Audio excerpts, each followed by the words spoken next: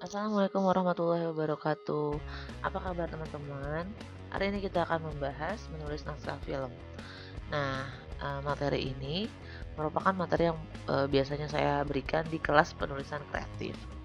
Tapi semester ini bukan saya lagi yang mengampu ya. Oke, kita mulai aja. Nah, kita kita awali dengan membahas definisi tentang film. Film apa sih film?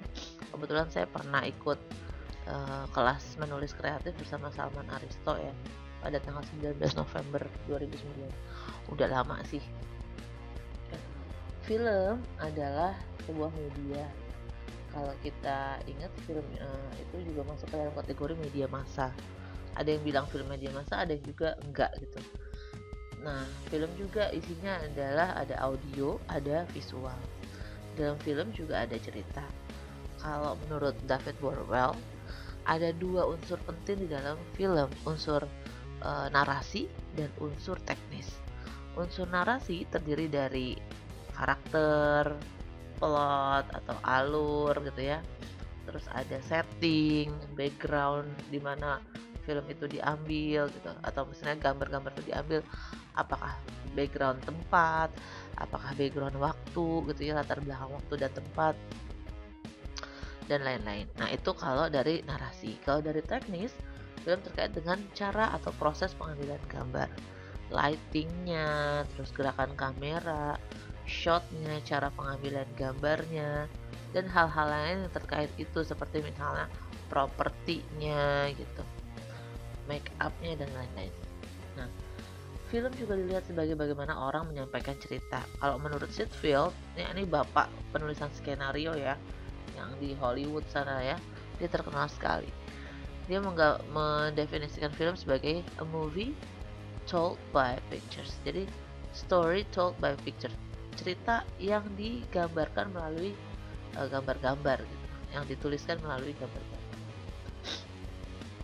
Para penulis skenario harus membiasakan berpikir dalam gambar. Jadi skenario tuh melibatkan tadi yang tadi saya ceritain, ada unsur-unsur tersebut. Ada unsur narasi, karakter, dialog, setting, properti dan kebutuhan gambar. Jadi ketika misalnya kita mau membuat karakter ya, kalau di Jepang nih ya yang saya tahu ya. Kalau di Jepang misalnya kita mau membuat karakter anime gitu. Itu sampai golongan darahnya, tempat tanggal lahirnya itu sampai di detail gitu, sampai detail. Misalnya Haruka misalnya 19 November 2009 gitu misalnya, atau 2007 lahirnya di mana, bintangnya apa gitu, kesukaannya apa, makanan favoritnya apa, supaya nonton film apa, kayak gitu detail sekali. Bahkan dulu saya pernah belajar juga nulis skenario. Kalau Hollywood tuh gayanya sebelum dia bikin film ada namanya blueprint. Blueprint itu adalah segala hal tentang karakter dan environment kita gitu. Jadi sampai cara berjalan si karakter, cara ketawanya, cara mimik wajahnya kalau marah itu apa digambar. Itu saking detailnya. Oke, formulanya menulis skenario gimana? Ini biar gampang ya, biar kita cara menulis skenario. If dan next. If what next? Kalau seandainya karakter ini disakitin sama cowoknya, terus dia ngapain gitu. Ini rumus penulisan skenario ya. Somebody wants something badly but having a hard time while getting it. Seseorang merujuk pada karakter, want something merujuk pada motif, badly ya motifnya dia, but ini adalah having a hard time while getting it, itu merujuk pada konflik. Jadi sebuah cerita itu menarik kalau ada konflik. Kalau nggak ada konfliknya nggak menarik. Misalnya ada karakter namanya Tom and Jerry gitu. Tom ingin makan ikan gitu, tapi kucing yang mana sih? Jangan Tom Jerry deh. Misalnya karakter kita adalah Doraemon dan Nobita. Nobita ingin datang ke sekolah tepat waktu, tapi kan dia kan selalu terlambat. Gimana caranya? Oh iya, kalau ada pintu kemana saja gimana gitu misalnya, atau misalnya dia bisa menghentikan waktu gimana, jadi dia boleh bangun kesiangan tapi tetap nggak terlambat. Nah itu salah satu cerita atau konflik yang si Nobitanya suka datang terlambat, tapi gimana cara ngatasin masalahnya. Konflik sekali lagi itu digali dari karakter tokoh utamanya gitu. Jadi kalau kita paham sekali dengan tokoh utama, maka kemungkinan besar kita nggak bakalan kehabisan jalan cerita. Nah ya tadi itu ya, somebody adalah karakter, was badly adalah motif ya, obstacle adalah having a hard time atau konfliknya ya. Nah ini tujuannya. Nah harus diceritain tuh gimana cara dia menyelesaikan masalah. Konflik itu macam-macam, ada konflik antar manusia, judulnya di film Avatar, konflik dengan diri sendiri, Finding Nemo contoh filmnya ya, Alam, Shin Japan dan lain-lain. 2012 gitu kan, film-film yang berhubungan sama alam, Eruption, karakter. Nah itu dia, jadi kalau kita membuat karakter sebaiknya tadi tuh detail, profilnya dibuat dulu, kemudian sampai umurnya berapa, makanan kesenangannya dan secara visual juga begitu ya, digambarin rambutnya panjangnya semana, matanya besar apa kecil, hidungnya gimana gitu ya, sambil juga dijelasin misalnya karakternya adalah Moody, laki-laki 24 tahun, bintangnya Virgo, pekerja keras. Nah ini ya, sedang mendekati seorang gadis di kampusnya, pernah ditolak 10 kali oleh 10 gadis, selalu semangat dan sulit menolak pekerjaan. Nah ini harus dibangun dulu, ada premis ya, istilahnya namanya premis. Moody harus, ini premis itu adalah awal sebelum kita mau bikin cerita awal, misalnya kan dibangun oleh scene-scene tuh yang kemarin saya udah jelasin, ada adegan-adegannya, misalnya adegan awalnya gitu ya. Moody harus presentasi di depan klien, namun ia terlambat karena habis begadang. Ini awalnya nih. Ini kan kelihatannya Moody ada karakter, harus presentasi adalah objeknya dia atau motifnya dia, kegiatannya, tapi terlambat. Nah, tapi terlambat ini adalah konflik gitu. Setting gimana ya, disesuaikan dengan ide cerita, disesuaikan dengan budget.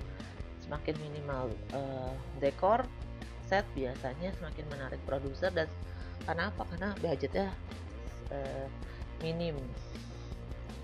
Contoh skenario, jadi sebelum nulis skenario tadi tuh ya ada premisnya, tapi umumnya premis itu nggak ditulis di skenario. Yang ditulis di skenario adalah sinopsis.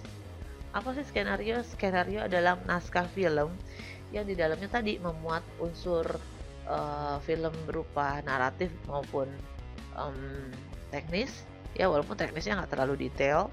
Yang penting ada gambaran buat para kru atau pekerja kreatif untuk memahami cerita dan pengambilan gambarnya. Treatment ini biasanya dibuat oleh Astrada atau asisten sutradara, di mana isinya adalah ringkasan dari skenario. Nah, treatment ini biasanya tuh langsung untuk pegangan para kru ketika dia syuting gitu,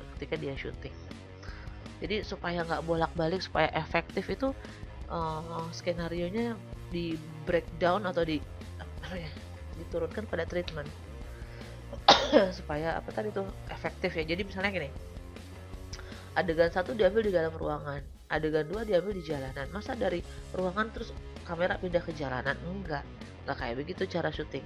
Jadi cara syuting itu adalah gimana yang ada di ruangan diambil dulu semuanya gambar di situ. Nah nanti kalau udah selesai baru pindah ke lokasi yang lain. Jadi dikumpulin dulu ya scenes yang ada di ruangan, di dalam ruangan gitu ya, dikumpulin dulu. Jadi supaya nggak capek mondar-mandir.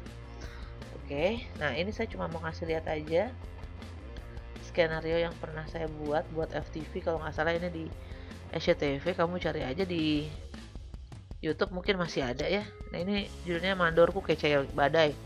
Ini seorang mandor perempuan tough gitu ya, karena SCTV tuh dulu maunya komedi romantis, jadi ya kayak begitu, karakternya dibuat sedemikian rupa, cewek cakep tapi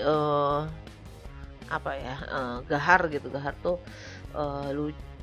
cuek gitu, kerjanya sebagai mandor bangunan. Oke nih ya, nah ini bentuknya kayak begini nih Nah, itu skenario film, skenario drama kayak begini.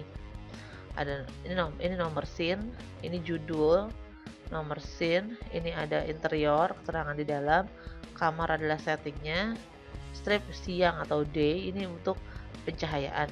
Nah, ini namanya deskripsi.